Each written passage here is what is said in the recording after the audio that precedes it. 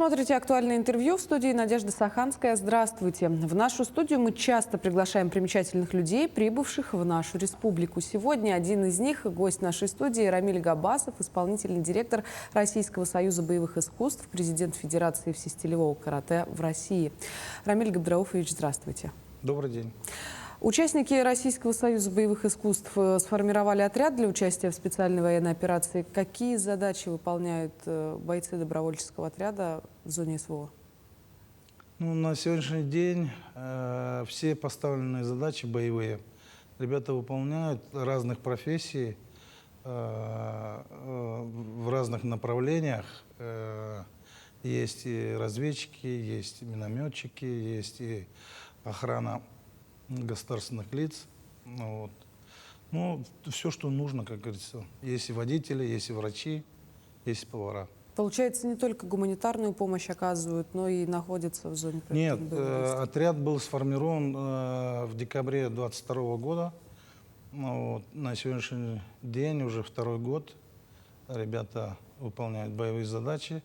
И я скажу, наверное, больше, что есть и ребята-бойцы, которые отслужили и вернулись в нашем отряде. Вот, сейчас ведут такую активную работу по патриотике, воспитанию. И они сами работали как тренер.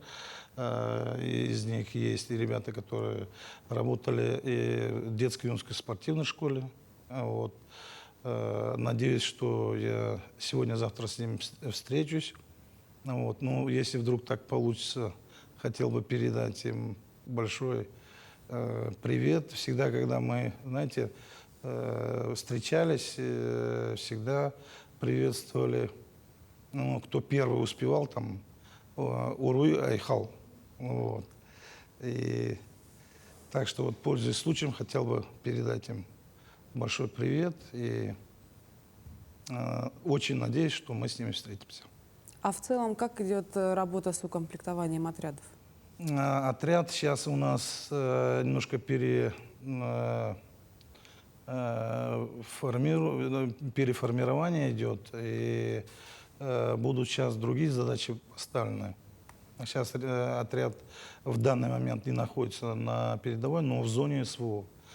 Вот. И сейчас какие-то ребята новые профессии будут осваивать, и будут поставлены задачи, и они будут выполняться. Это хорошо, кстати. Мне кажется, что меры поддержки для бойцов СВО оказываются, чтобы они потом могли вернуться в привычный для себя ритм жизни. Давайте поговорим с вами о спорте. Вот какие регионы России вы могли бы выделить как наиболее активные в развитии боевых искусств? Все. Я скажу, что если мы возьмем по республикам, в каждом народе есть боевое искусство. И оно живет в народе уже сотни тысяч лет. И это культивируется на различных мероприятиях. Но самое главное, это живет в народе. Язык, традиции, боевые искусства, также музыка, поэзия. Вот. Все это живет. И боевые искусства вообще, если мы возьмем по всей России, оно очень популярно. В каком плане? Что в каждой семье, если рождается мальчик, он обязательно должен, родители его направляют в какую-то секцию, вне зависимости, бокс, карате, борьба, там, ну, вот, разницы нет. Именно там вот этот, наверное, видимо, вот этот характер куется мужской именно в залах. Нет плохого вида боевых искусств, нет плохого вида спорта. Если человек чем-то увлечен, музыкой, поэзией, спортом, я не знаю, рисует,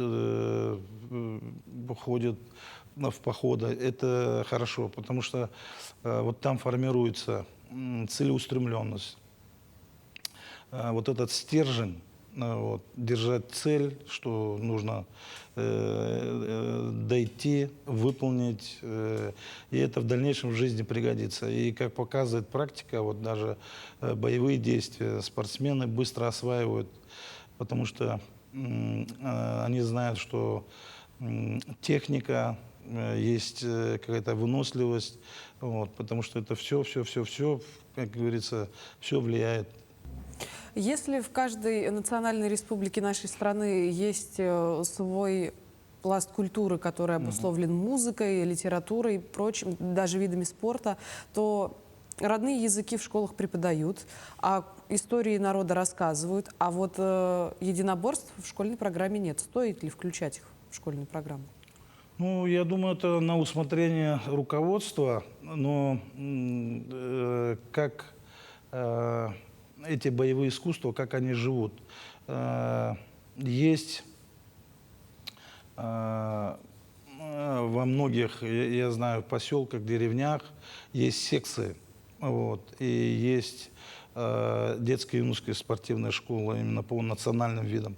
Вот, если взять здесь, в Якутии, это вид спорта, Хапсагай, можно получить и кандидата мастера спорта, и мастера спорта. Также мы возьмем, к примеру, Татарстан.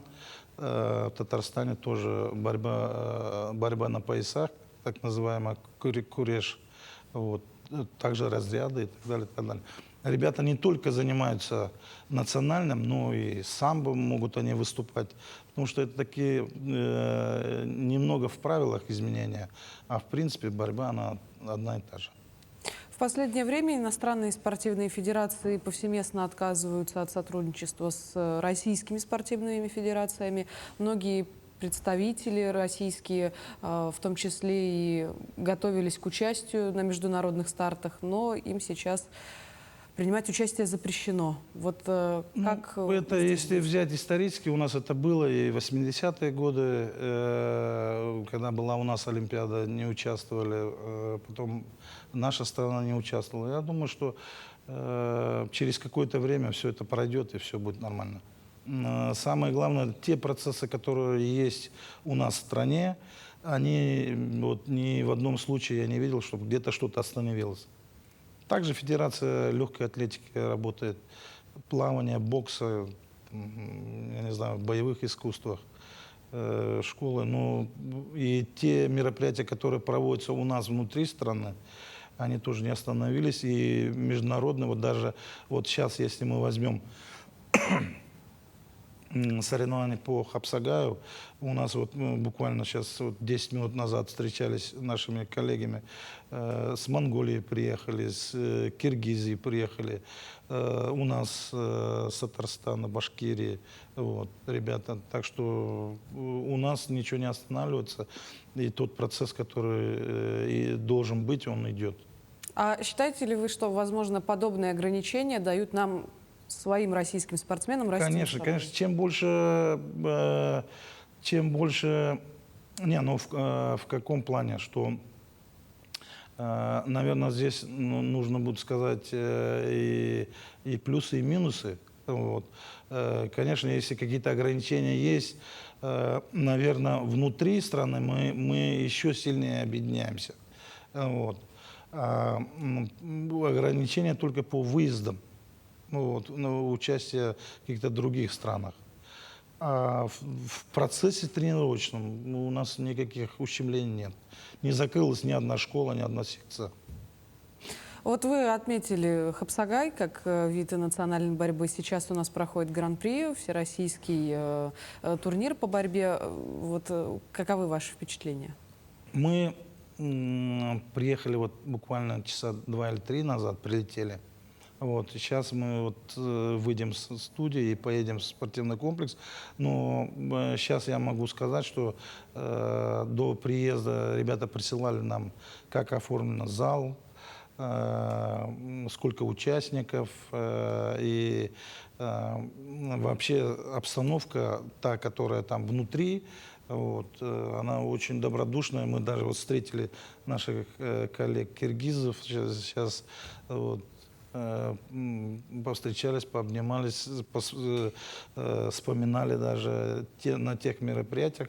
В прошлом году мы были на Всемирных играх. Вот, и поговорили. Сейчас еще, я думаю, эти 2-3 дня будут такие очень плодотворные. И мы, я думаю, еще выстроим какие-то планы на будущее. Так что ну, праздник, можно уже сейчас сказать, что праздник состоялся, и он вот сегодня откроется, и все будет хорошо. Вот о планах и перспективах. Могут ли якутские спортсмены рассчитывать на поддержку от Российского союза боевых искусств? Да, конечно, мы уже на протяжении нескольких лет очень плотно с нашей стороны, если можем применить это слово, продвигаем вот, не только Хапсагай. Вот, но если сказать про Хапсагай, вот, в прошлом году на Всемирных играх, вот, в этом году будут большие открытые игры Республики Марий-Эл, вот, в городе Йошкар-Оле в июле месяце. Вот. На следующий год запланированы вторые всемирные игры в Чувашии, в Чебоксарах. Вот. И так что каждый год, я думаю, будут и страны, и этот вид, чем он хорош? Чем проще правила в любом виде, тем они понятны для зрителя. Если для зрителя понятно, то для тех, кто участвует, для них особой сложности нет. Вот. Поэтому, если возьмем вот так сравнить, если можно, это будет так сказать, да, футбол. Вот если мы смотрим футбол, мы понимаем, что здесь ворота, здесь другие ворота противника, и вот мяч нужно забить в эти ворота. Если сказать про Хапсагай, очень в 2 словах даже можно сказать, что надо коснуться 3-й точки. Вот, рукой, коленом, ногой. Там, вот, если человек все, он проиграл. Поэтому, когда есть много вот каких-то условностей и в правилах, и зрителю это непонятно, и есть спорные моменты, бывают. Но, тем не менее, такие виды тоже есть, и они тоже имеют право на жизнь. Но Хапсагай, я думаю, что любой человек, который может даже борьбой не заниматься, он может немножко потренироваться и участвовать в Хапсагае.